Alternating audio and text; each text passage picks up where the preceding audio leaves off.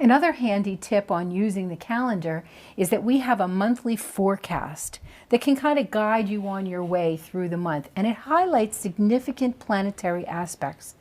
And we've added a feature called the footnotes that actually allows you to connect the words in the body of the forecast to the date boxes on the calendar. This was not part of the original calendar when it started in 1949. This was something that we started doing when we took it over many years ago. And actually among planetary calendars or astrological calendars around the country, I think we're fairly unique in having this type of forecast.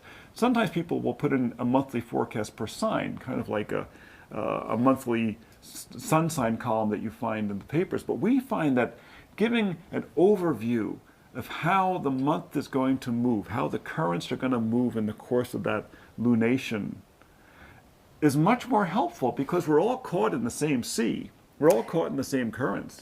Well, instead of being, it's all about me, and then, oh, it's all about this other family member, or, oh, it's all about this other worker, and trying to figure out how that all works together, it's all about us. This is happening to us as a group, the community, the family, the world, what's going on with everybody. So it gives you a read on how to interact with people on a monthly basis here, just to kind of give you the underlying, temperature on what's going on. Exactly. And when we do the forecast, we are actually looking at the calendar, and we're looking at the ingresses of the planets as they move into new signs, the retrogrades, the positions of the moon, the various different aspects between planets.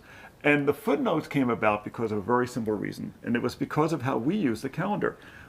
We would read the forecast at the beginning of the month and say, oh, this is very interesting. And then as the month would go on, you forget the forecast. Well, things are happening in the chart, things are happening in the cosmos around you, and you're getting caught flat-footed because you read it 2 weeks ago and now it's happening. What help is that? So what we did was we started putting in the footnotes so that when you got to the day and you see the letter C, something's happening. Read up at the top and say, well, this is what's going on. Oh, look, Mercury's turning retrograde. Oh, that's something I definitely want to know about. Or Jupiter is opposite Uranus. That's happened a whole series of times. And every time it's happened, there's been trouble in River City. I mean, the news goes crazy.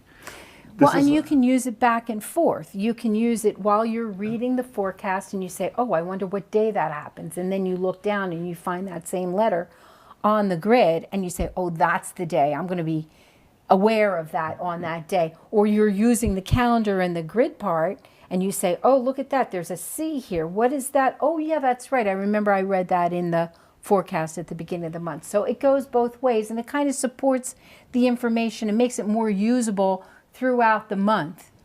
It also grew out of the TV show that we do. We do a TV show which hopefully you've watched, which talks about the monthly forecast from the calendar. Well, the problem is that in some areas it's shown multiple times during the course of the month. Well, the thing is, the person who's watching it in the third or fourth week is having to watch the entire forecast for the 3 weeks that just passed. And they could be saying, well, yeah, that happened or that didn't happen, and either they're great astrologers or who are these guys? But we wanted to keep it pertinent. And how do you keep it pertinent unless you're giving a heads up when things are about to happen? You always want to be looking a few days ahead and say, is there a letter coming up I should know about? Or in this case, a series of letters coming up that I might want to batten down the hatches and maybe cancel a couple of appointments, buy more chocolate. And in retrospect, also, when you have events happen in your life that involve other people, you can look to that also for an explanation as to why maybe they acted in that way or took that kind of a position on something. So it's a very interactive, user-friendly. That's why we have the little pocket size so that you can have it with you all the time, right? And it's funny too, there's two reasons for forecast. One reason for forecast is to actually let you know it's coming up so you can do long-range planning. Sometimes people will call us up before the calendar coming out and say, could you tell me what's on the calendar for like next June? Because I'd like to get married. And they want to see what the dates are on the calendar. And if we have the calendar ready, we will go look and say, we don't really commonly do this because it takes a bunch of time. But we'll sometimes send them a page because, they've been buying the calendar for 8, 9, 10 years, and we're nice. We're nice, and they're good customers. But the other part about it, and I've seen this many times, is that people, when they have crazy stuff happen in their lives, or that current is getting all really, really choppy, And they can look in the calendar and they can say, oh, well, look, there, it said that this was going to be a choppy time. It's very comforting to know that it's not about you, that it really is It's not me. something- I didn't do something Yeah. wrong. It's the universe. that it really is a current that we're all caught up in and that we're all trying to, surf through together, and hopefully we'll keep our heads above water. And it's very comforting to know that, we're in this together, and this stuff, as they say, shall pass. So call up a friend and ask them if they're going through the same thing, and maybe they want to have coffee with you. Right, there you go. Always make connections.